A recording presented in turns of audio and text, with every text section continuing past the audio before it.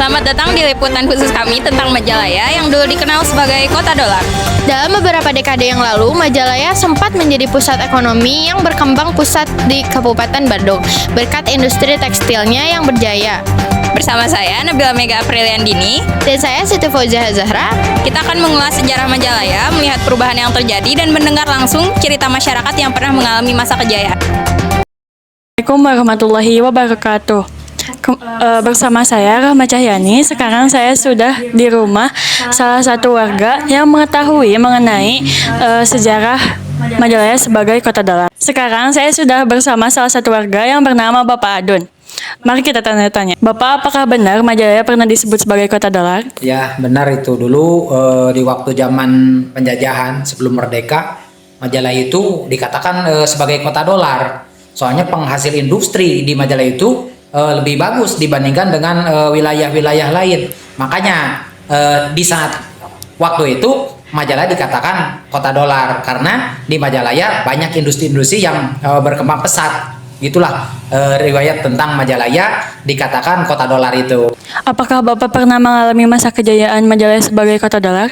Itu mah dulu kan saya dilahirkan sesudah merdeka. Saya lahir tahun 71 itu di kala Indonesia belum merdeka itu Majalaya punya kemajuan itu, punya kejayaan di saat masa-masa jaya Majalaya itu sebelum merdeka gitu. Menurut Bapak, bagaimana keadaan industri tekstil di Majalaya sekarang?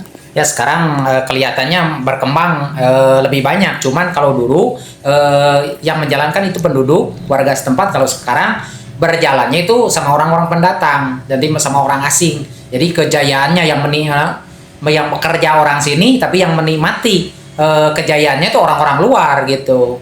Itulah sesi tanya jawab saya bersama Bapak Adun. Sekian, wassalamualaikum warahmatullahi wabarakatuh. Assalamualaikum warahmatullahi wabarakatuh. Saya Zikri Majid Muhammad.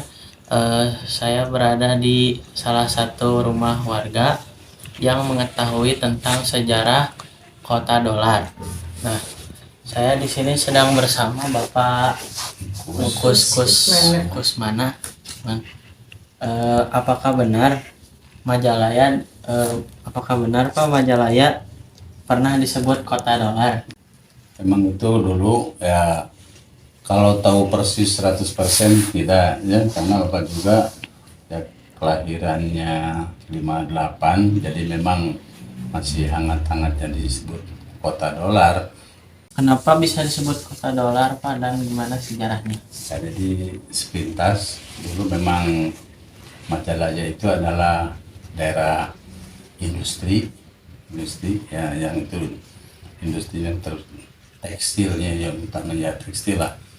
Dan waktu dulu itu memang betul-betul perusahaan tekstil itu adalah warga orang pribumi ya, orang Majalaya atau sekitar ya, yang penting pribumi lah, bangsa kita, tidak ada Cina jadi ya, memang kalau daerah industri dengan pertanian itu mengenai ya, mungkin kalau dolar itu kan berupa uang ya, ya mungkin karena saking ekonominya, terutama perindustrian bagi pesat-pesatnya mau berkembangnya, ya setidaknya yang adanya perusahaan teknologi maju jelas banyak uang ya. Kalau perusahaan maju ya, terutama industri yang apalagi pada waktu itu ya dipegang oleh orang asing kan. Kalau sekarang ya tahu orang pribumi itu hanya berapa persen, sebagian kecil ya untuk mengelola industri itu kan. Sekarang orang Cina, jangan Majalaya ya, Sopan Jeruk juga sekarang dari daerah pertanian sudah agak berubah menuju ke industri. Lalu Pak, bagaimana kondisi masyarakat saat industri tekstil Majalaya dalam masa kejayaan dan sekarang bagaimana? Ya kalau dulu memang sudah katakan tadi, memang kalau dulu itu dia utamanya dikuasai oleh pribumi lah masa kejayaannya. Bapak juga dulu mungkin saja kalau ke sini yang tahun 60-70-an memang sudah ada Cina ya, bahkan termasuk ya orang tua apa juga. Jadi saya daerah sini juga ya tekstil yang itu apa sebagian kecil daerah Selokan Jeruk juga otomatis kalau ke Selokan Jeruk juga memang sudah ada jelas 100% orang-orang pribumi begitu. Jadi memang keadaannya dikuasai oleh pribumi gitu.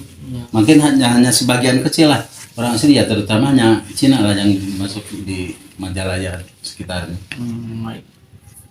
Lalu apa pesan Bapak untuk generasi selanjutnya mengenai industri tekstil? Mengenai industri tekstil ya, untuk generasi mudah-mudahan lah, sekalipun tidak bisa, bukan mustahil, tidak bisa merebut 100% dikembalikan ke orang pribumi atau sekian puluh ya, minimal kalau tidak ya minimal lah 50-50, jangan sampaikan ya, jangankan lihat majalah ya, sekarang Selokan Jeruk juga yang tadinya orang tuanya apa ya di megang industri itu sekarang hampir untuk generasinya itu sangat penurunan sekali. Iya.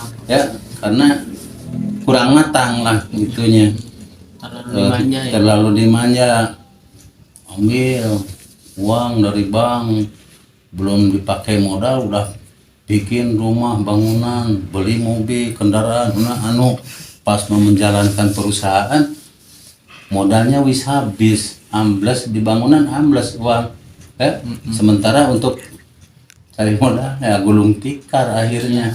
Maka jadi itu kita ya untuk generasi kan sekarang jangan hanya sampai kuli doang, lihat aja di garmen di mana, atau anak-anaknya seperti ya kalau Bapak SMP di waktu itu di Majalaya ya, atau persis dengan tahun 70-an itu dengan orang-orang bos-bos Majalaya seperti Haji Syukur, Haji Sulaiman, karena tadinya kurang diarahkan anaknya kau ya yang tadi manja jadi manyun sekarang ya, jadi ketinggalan jauh, bahkan ya bisa dihitung sekarang akan terbalik ya, tahu 70-30% menguasai industri itu progami dengan Cina itu. Lihat saja di Majalaya mana kan Teksin ya, siapa Penglai, Sita Koseng ya, itu yang masih jarang kan, tidak jujur yang tadinya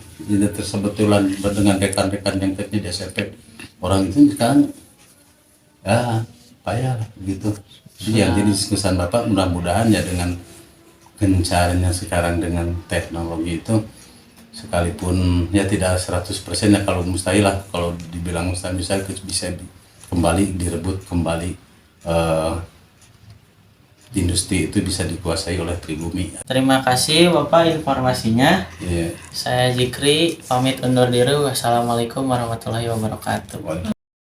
Dalam masa kejayaannya, industri tekstil Majalaya menjadi sumber penghidupan utama bagi masyarakat banyak di sekitarnya. Namun, ketika industri ini mulai mengalami penurunan karena persaingan global, naiknya biaya produksi dan faktor ekonomi lainnya, dampaknya sangat terasa pada perekonomian lokal. Banyak pabrik yang terpaksa mengurangi kapasitas produksi atau bahkan tutup, yang berakibat pada pengurangan lapangan kerja dan menurunnya pendapatan masyarakat. Hal ini tidak hanya mempengaruhi para pekerja, tetapi juga berbagai sektor lain yang bergantung pada aktivitas ekonomi di industri tekstil ini. Demikian laporan kami tentang Majalaya Kota Dolar yang menyimpan banyak kenangan dan cerita dari masa ke masanya. Semoga liputan ini bisa menjadi pengingat akan sejarah penting di balik daerah ini, serta inspirasi bagi kita semua untuk terus berinovasi dalam menghadapi tantangan ekonomi yang ada. Terima kasih atas perhatian Anda, Dan sampai jumpa.